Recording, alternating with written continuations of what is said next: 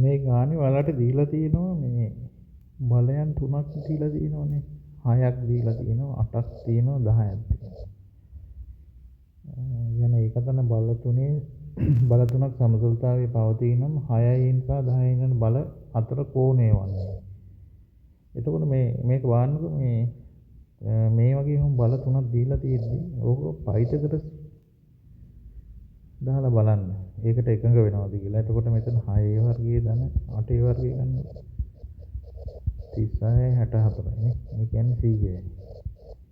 මේ 10 වර්ගයක් 100යි. එතකොට මේ ඕක බයිතකට ප්‍රමේයට අනුකූල වෙනවනේ. එතකොට මේක 6යි, මේක 8යි, මේක 10යි. හරිද? සමතුලිතතාවයේ තියනවා කියන එතකොට අපිට ඕක මේ විදිහට ඇඳ ගන්න පුළුවන්.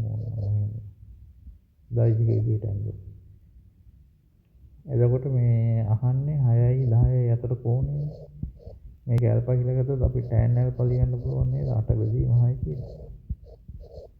8 බෙදීම 6 කියන්නේ 4 බෙදීම 3. tan alpha. Alpha equal tan inverse 4 බෙදීම 3.